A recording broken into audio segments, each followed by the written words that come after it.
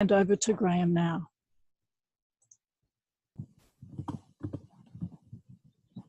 Thanks very much, Marge. It's my pleasure to be speaking to you today, and thank you for taking the time to join me. As Marge outlined, what I'm going to try to do today is to give a brief overview of particulate matter from the point of inhalation to interaction with tissue and cells, and how that might be related to or linked to adverse health outcomes. So the first half of the first third really of the talk will primarily be an overview of particulate matter and the health effects. And then I'll move on to talking about how variations in the characteristics of particulate matter, the physical characteristics or the chemical characteristics, can modify the response with some sort of case studies and experimental examples from my lab and from others. So let's get this underway. Hopefully everyone can see my screen. Okay. So I want to start by sort of giving you an overview of how I think about the response to air pollution. And in my research, I try to think about it from 3 points of view. The first point of view is the pollutant composition and how that might impact on the response. So as I'm sure you're all aware, air pollution primarily has two components, a gaseous component and a particulate component. For the purposes of the talk today, I'm pretty much going to focus on the particulate component and ignore the gaseous aspect. So immediately when you are trying to understand the health effects of air pollution, there are several characteristics of the pollution itself that can impact on the response. So you've got the gaseous versus the particulate components. Within the particulate component, you've got various size categories which have varying health effects primarily because they impact on where the particles are deposited when they're inhaled. And then within that particulate matter, you've got variations in the chemical composition. So for example, here in this little inset is example of 2 samples of PM2.5 showing how the chemical composition of that PM2.5 can vary considerably. And so pollutant composition has a big impact on the response. And when considering how pollutant composition can impact on the response, the other critical aspect with any sort of toxicological understanding or toxicological situation is I'm trying to understand the dose.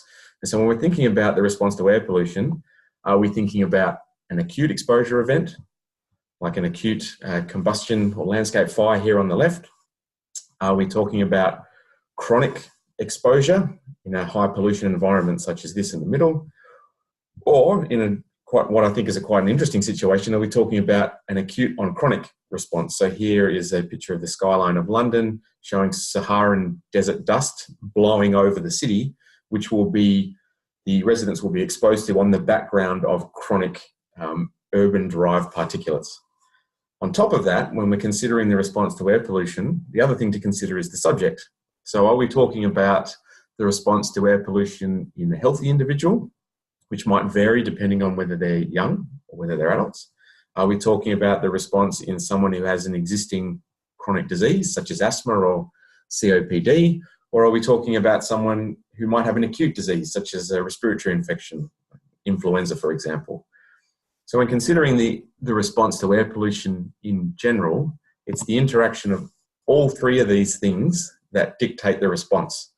So what I'm going to try to do is to unpack some of these aspects, not all of them, but some of them, to try and highlight how the adverse health impacts that are driven by exposure to air pollution, primarily particulate matter, can impact on the response on the basis of these things. So what evidence is there? So there's lots of evidence out in the literature, and the literature continues to grow at an exponential rate, showing a strong relationship between exposure to air pollution and adverse health outcomes.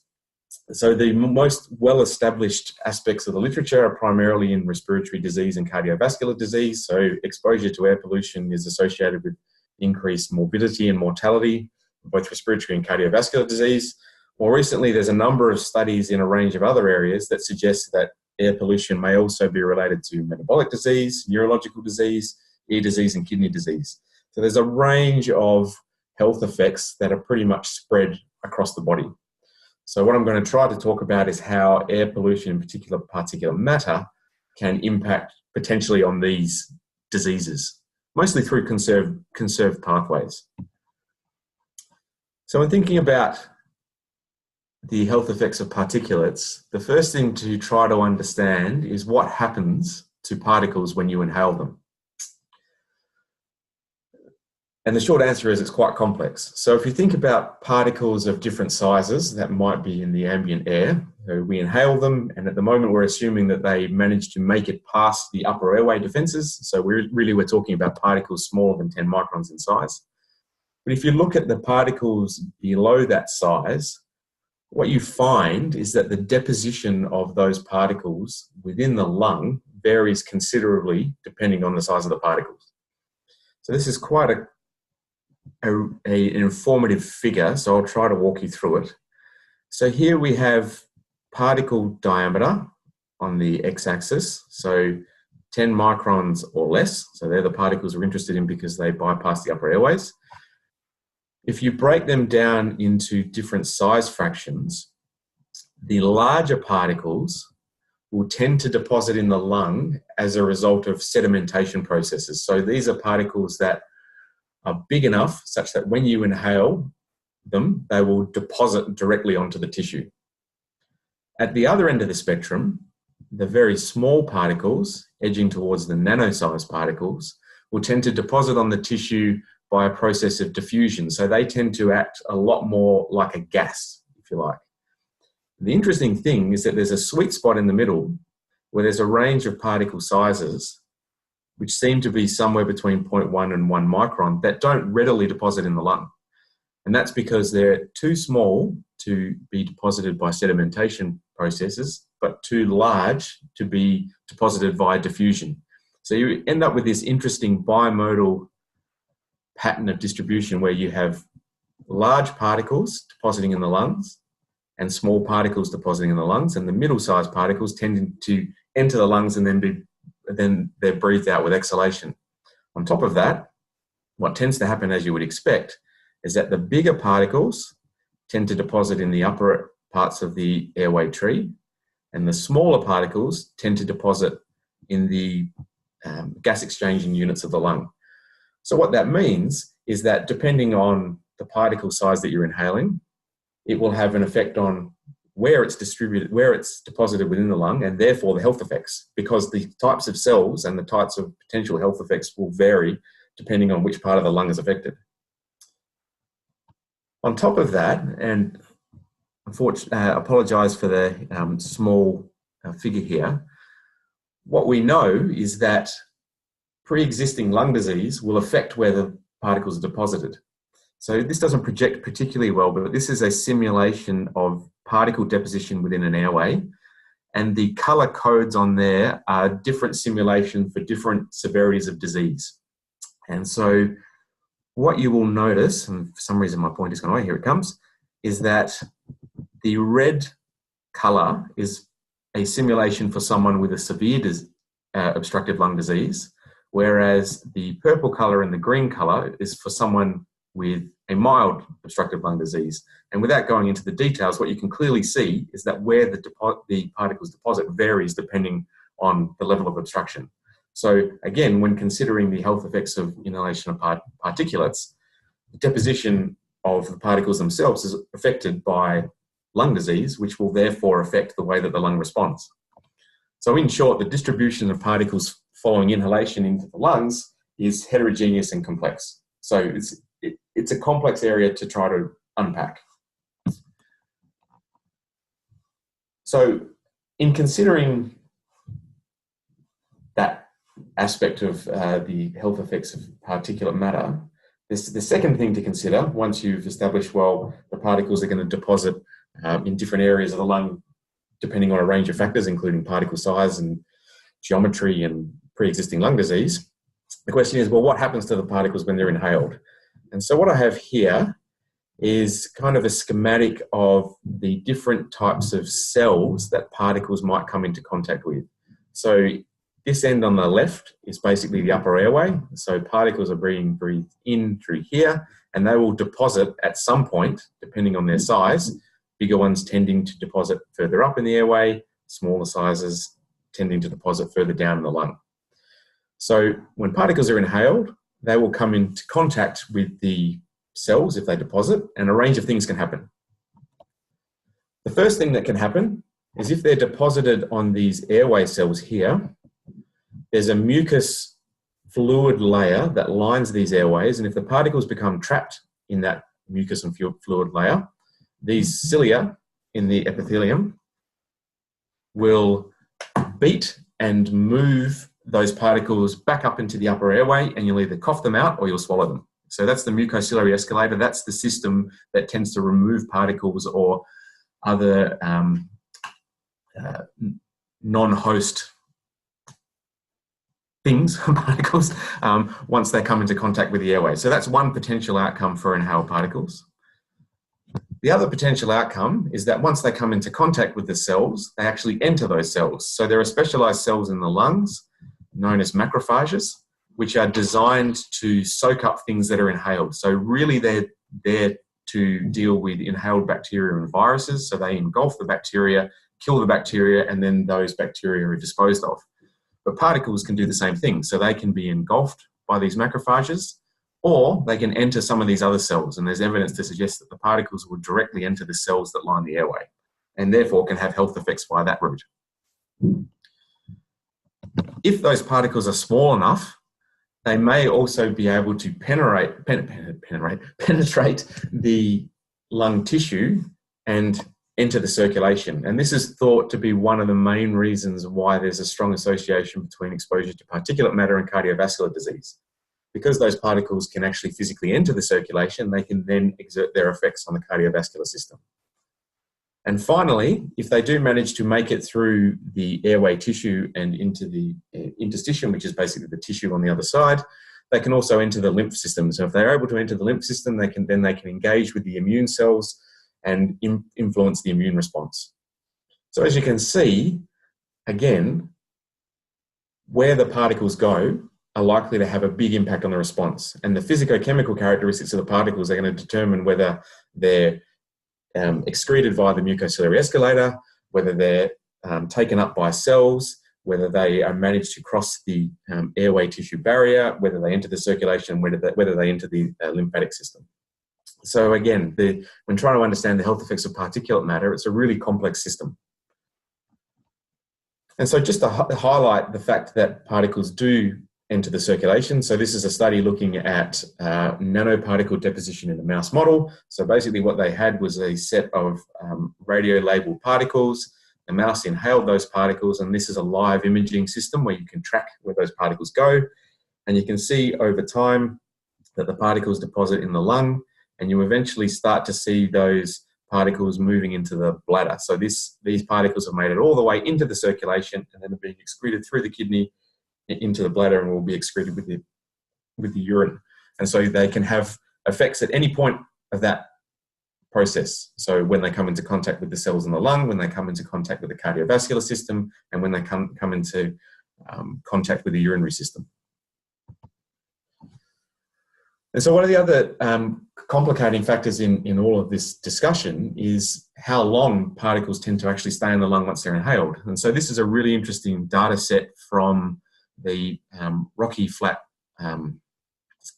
Plains nuclear facility in the US that was shut down for a range of unfortunate reasons. And so what they did was they studied the deposition of radioactive plutonium oxide in workers and residents and looked at how long the particles were retained in the lung. And so the important data to look at is this data here on the left. And so what you can see is that even after 900 days post-exposure, there is still around 36% of the inhaled particles in the lung. So these particles stay in the lung for a long time. And so one of the interesting things is to consider, well, what happens to those particles? Does the system stop reacting to those particles? Does it continue to react? And perhaps this is an explanation for some of the things that you observe in, for example, silica-induced lung disease, where the particles are retained in the system for a very long period of time. They're associated with the development of tissue injury, and that tissue injury forms scars and results in the severe lung disease associated with exposure to silica particles. So particles can deposit in a range of areas in the lung depending on their particle size. Once they enter the lung, there's a range of fates which will impact on the potential health outcomes. And some particles, if they do remain in the lung, will stay there for a very long time and impact on the potential health consequences.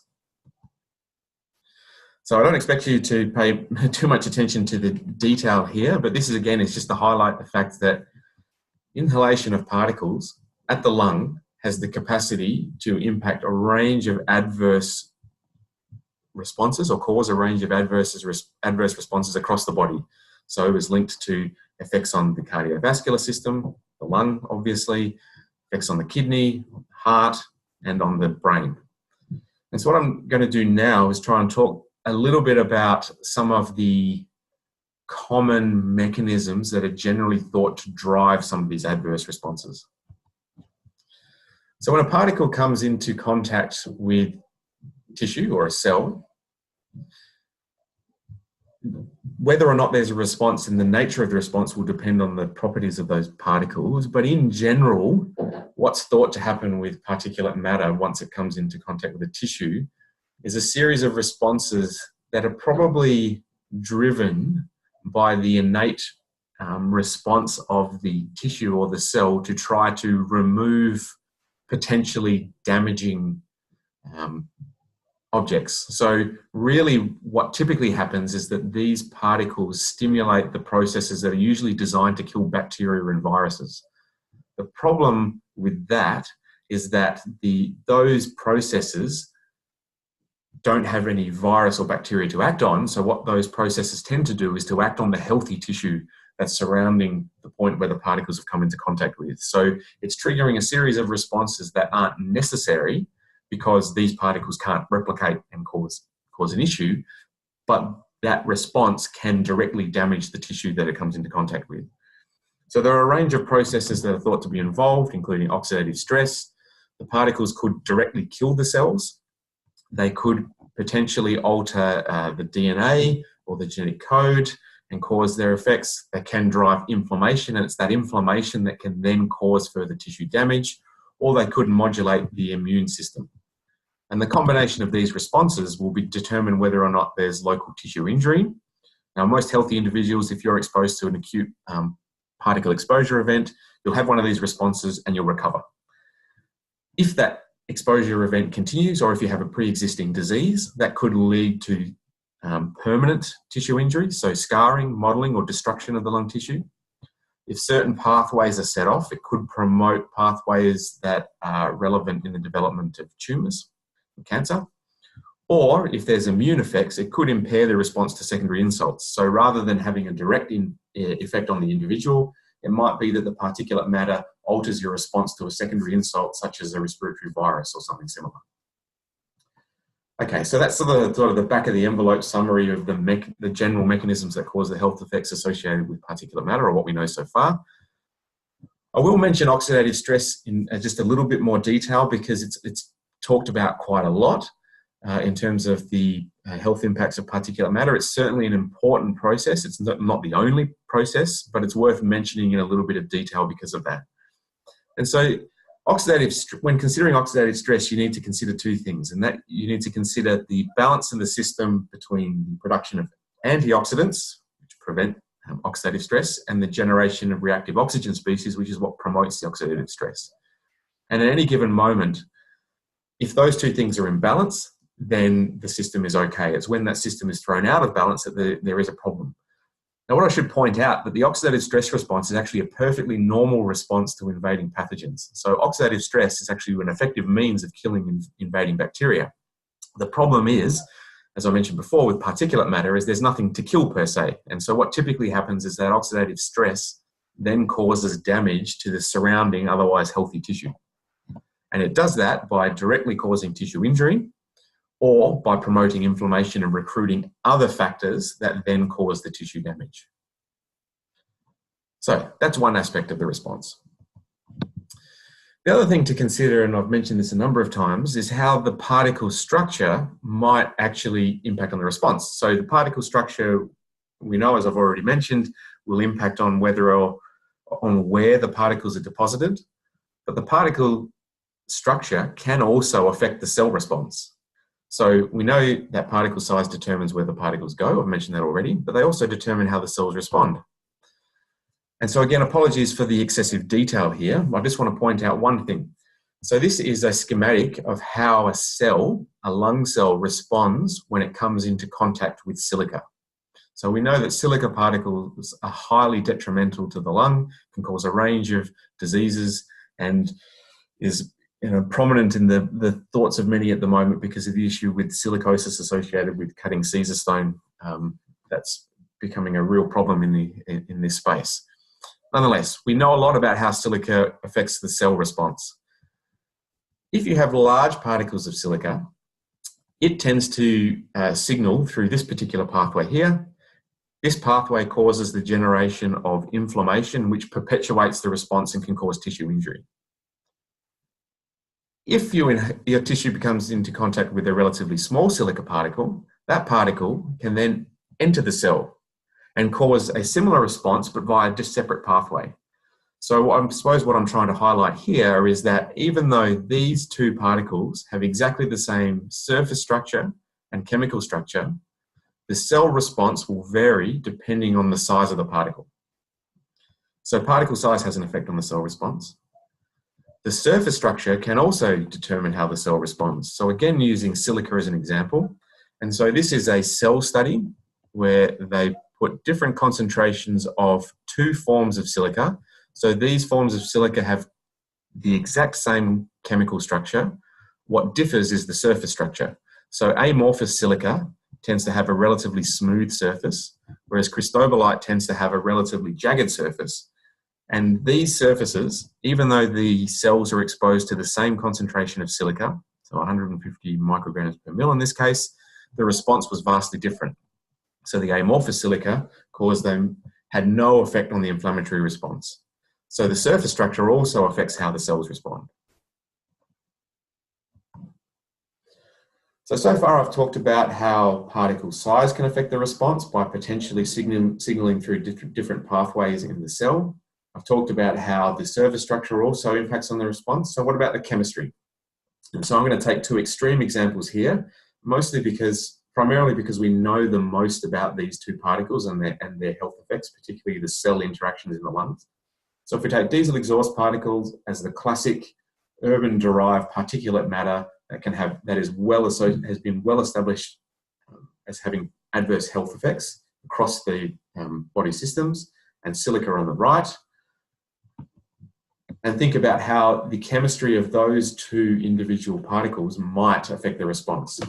So diesel particles are quite a complex particle. So they typically consist of a carbon core with a range of chemical compounds absorbed onto the surface of that carbon core. So here we have them illustrated in the little yellow hexagons there as organic compounds. There are also transition metals absorbed onto the surface of these particles. And what you'll see is that based on this schematic, again, details unimportant, is that the organic compounds and the compounds that are on the surface of the diesel exhaust particles can stimulate a whole range of receptors that sit on the cell surface, cause a signaling cascade, which then leads to an inflammatory response. Okay, so part of the diesel exhaust response is probably driven by the fact that the chemical compounds that are absorbed onto the surface of the carbon stimulate the activity of these receptors and cause inflammation. So part of the diesel response is probably explained by this process. If you take particles in general, there are a range of receptors that sit on the surface that will respond to those particles, irrespective of the chemistry. So there are innate damage response cell receptors, which are specifically there to detect an impending threat to the system and to respond. So particles are well known to stimulate those pathways, and it's likely that silica acts through this sort of mechanism, but also diesel is likely to stimulate this mechanism. So it's entirely possible that one of the reasons why diesel exhaust particles are such a potent pro-inflammatory particle and why they are so strongly associated with the health effects of particulate matter is that they can stimulate a whole series of different pathways that promote inflammation and tissue injury. But hopefully what you can see, even from this slightly complex diagram is that the chemistry of the particles is also going to vastly affect the response, which will explain why there are significant variations in the inflammatory response depending on which particles you look at. So we know that inflammation is important in potentially driving the adverse health effects associated with exposure to particulate matter. So let's explore that a little bit further. And so I'm going to talk through a series of examples, primarily from my lab, where we've tried to look at this exact phenomenon and try to understand how particles from different sources might impact on the response of the lung in particular, and therefore impact on the health risks. So this is a very simple diagram here showing how the inflammatory response, so this is in an experimental mouse model system where we expose mice to either diesel exhaust particles or particles from a geogenic source. And by geogenic, I basically mean crustal or earth-derived particles, so wind-blown dust. And what you can see immediately from this figure here is that the geogenic particles on this measure of inflammation had a much bigger effect, and on this measure of inflammation here also had a much bigger effect. Now, you might argue from that simple bit of data that, well, it seems as though these crustal or geogenic particles are more pro-inflammatory. However, as with everything, the story's not that simple. And if you look at other measures of inflammation, so on the left here, again, we have diesel. And so this is another measure of the inflammatory response measured over time as opposed to a single time point here. And what you see is that the diesel exhaust particles cause a big influx of cells into the lung 6 hours after exposure, and then that response dissipates over time. This is the same measure in the geogenic particles. My apologies that it's formatted in a slightly different way. And in this instance, the key bar to look at here is the dark bar. So these are the geogenic particles. And what you can see compared to control is that, if anything, the levels of these particular cells, which increase in diesel, actually decrease. So what you can clearly see from this data is that why you can't say whether or not exposure to geogenic particles or diesel exhaust particles is going to be worse for your health. What you can say is that the response clearly varies. And if that response varies, that means that the health impacts probably vary as well. So I'm going to unpack the geogenic or crustal example a little bit more. And so this slide is just to highlight the fact that there are populations around the world where exposure to these sorts of particles is high. So here we have, again, the skyline of London with Saharan blown dust, arid environments, and some data showing that these levels of particulates can be very high in certain regions. So in order to explore this, and so in this instance, this study was aimed at looking within geogenic particulate matter. So we know that wind-blown dust, the physical and chemical characteristics of wind-blown dust is going to vary depending on where those particles come from. So this study was based in WA, which is where I'm originally from. And what we did is we collected these particles from across Western Australia at 8 different sites. We exposed mice to the particles and then measured a range of outcomes. So what's important to note is, of these 8 samples, we had a range of physical and chemical characteristics. So we have, for example, we had measures of endotoxin, which is a measure of bacterial contamination. We had measures of particle size, which varied, and we had measures of chemistry. So, for example, the silica content, the iron content, and the aluminium content. And we measured a range of things. So we measured inflammatory responses, and we measured the lung function response.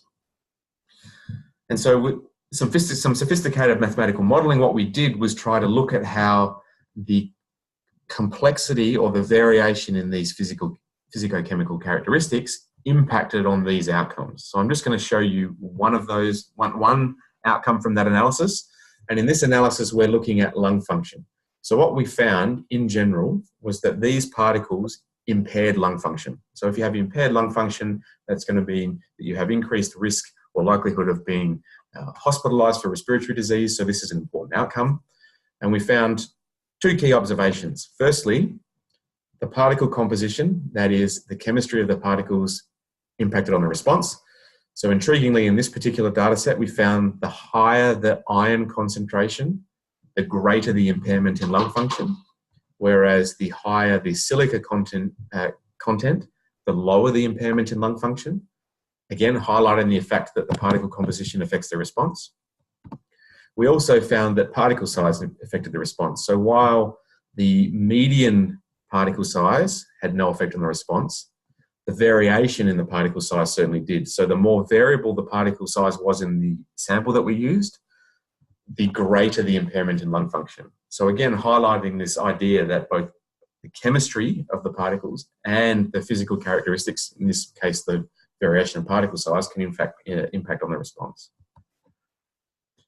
So just to highlight this further, another study we collected 36 dust samples from the roof spaces of some suburban homes.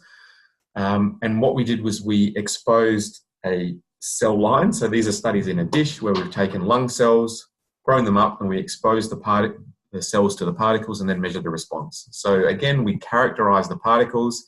This time we did a more comprehensive analysis. So we assessed them for polyaromatic hydrocarbons. We assessed them for 22 different elements, endotoxin and particle size again. And we just primarily measured two key outcomes. One, did the particles kill the cells? And two, did they produce an inflammatory response? So again, without going into the intricacies of the study or the analysis that we did, the problem that we had with this data set is we had a whole range of measures of the physicochemical characteristics of the particles. And these particles, these chemical characteristics are likely to be highly correlated with each other in some instances. So what we did was a modeling analysis where we tried to look at collections of characteristics that were related to the response. And what we found was that, as you would anticipate, the bacterial contamination of the particles affected the response. So the higher the bacterial contamination, the more inflammation.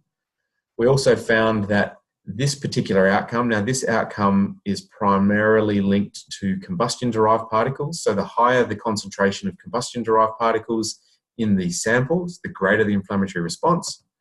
But in this instance, we found that particle size had no effect. So in this system, using these kinds of cells, we found that the chemistry had a big impact, whereas the particle size didn't have an impact. In contrast to the previous study where we had wind-blown dust particles or crustal particles, particle size certainly had a big impact. So just to add to the complexity of the discussion. All right, so up to this point, I've primarily talked about the healthy response. That is, so what happens to the cells or what happens to the organ system when a particle happens to come into contact with those cells or that organ system. What's also important to consider, as I mentioned earlier, is how disease might affect the response. So I've already mentioned the fact that we know that disease probably impacts on the way that particles are deposited in the lung. There are some, I just want to talk briefly about some human exposure trials. These studies fascinate me for a number of reasons, primarily the ethical implications of essentially putting someone in an exposure chamber and exposing them to exhaust from a truck. Nonetheless, these studies have been done and they have some fascinating results. So in one study, what they did was they exposed otherwise healthy individuals to diesel exhaust and found that when they exposed them to diesel compared to control air conditions, there was an increase in the inflammation and no change in lung function. So in this instance, at the doses that they used, they found that the exposure to diesel exhaust particles caused an increase in inflammation, which probably explains part of the adverse health effects of diesel, but in this instance had no effect on the lung function, so their capacity to get air in and out of the lungs. Another study, very similar design, rather than using healthy individuals, took asthmatic individuals. And what was fascinating about this particular study is that in asthmatics, they found no effect on inflammation, but a clear effect on lung function. So this is a measure of how readily the airways constrict, where a lower number here means a higher likelihood of constriction. That is, they required a lower dose of this compound here to cause the airways to constrict. So what they found in the asthmatic individuals is that there was no change in inflammation, but exposure to the diesel exhaust particles clearly dropped lung function or caused a reduction in lung function. So here we have an example where the disease clearly impacts on the response.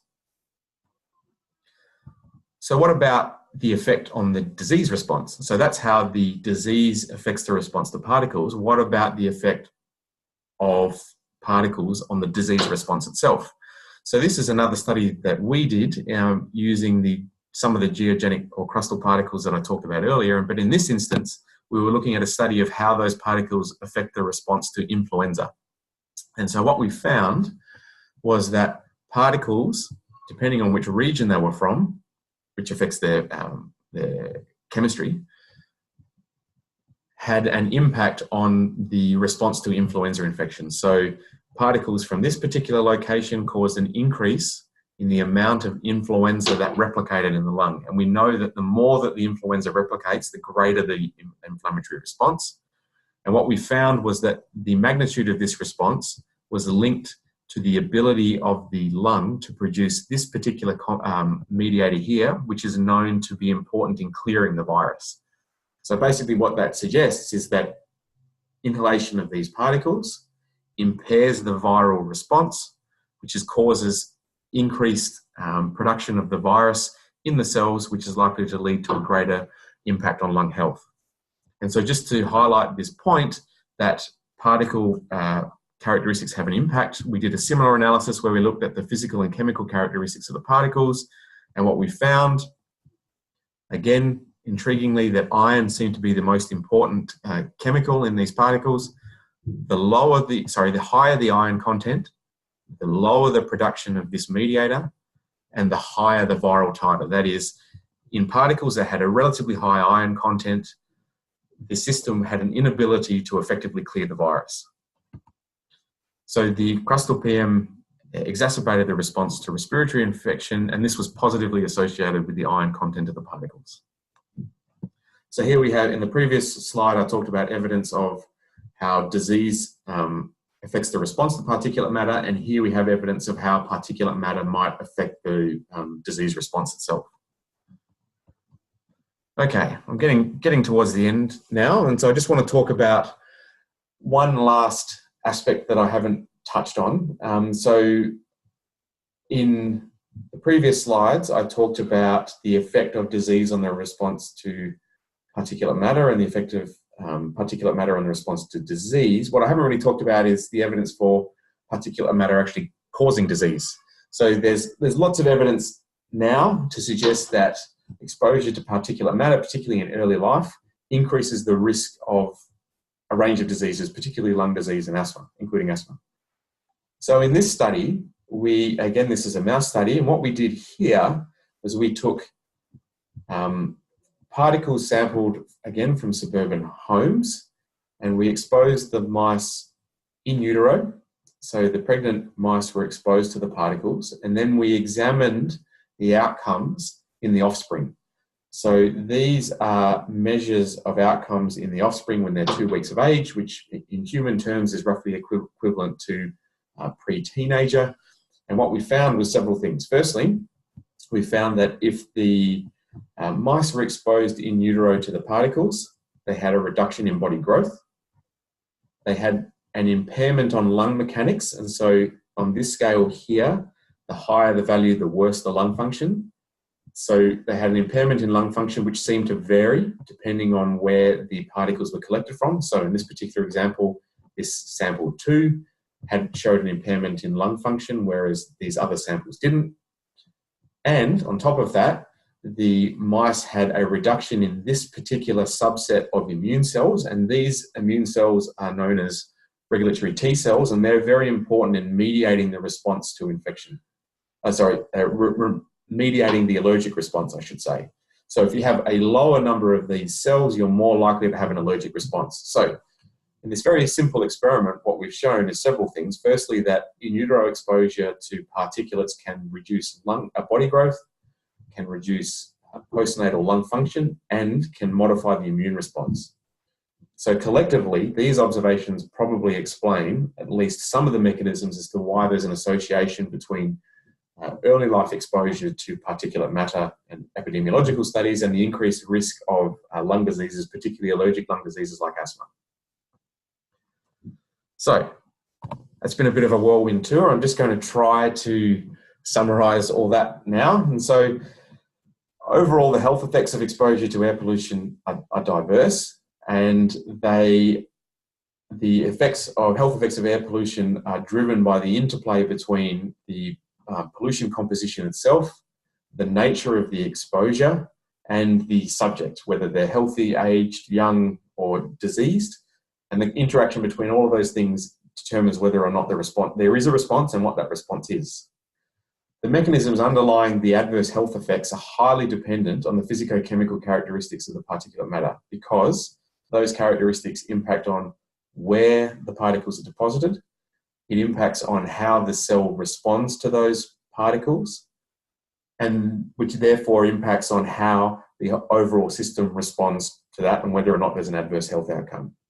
The health effects of air pollution are driven by oxidative and non-oxidative responses that induce tissue damage and promote inflammation, and whether or not there's a health outcome, that is an increased risk of hospitalisation or an increased risk of disease, will depend on how severe those responses are. And there's clear evidence that disease itself modifies the response to particulate matter, is exacerbated by exposure to particulate matter, and can be caused by exposure to particulate matter. And on top of that, the physicochemical characteristics of the particles will impact on those responses. So I suppose the take-home message is that particulate matter is clearly linked to a range of adverse health outcomes, and the complexity and the response is highly complex and depends on a range of factors. So when you're considering trying to mitigate against the health impacts of particulate matter, you need to consider all those factors. And so applying single measures of particulate matter exposure, for example, to try and mitigate against the health impacts might underestimate the complexity of the situation and ignore the fact that the chemistry and the nature of the particles has a significant impact on the response. Thank you very much for your attention. Happy to take questions.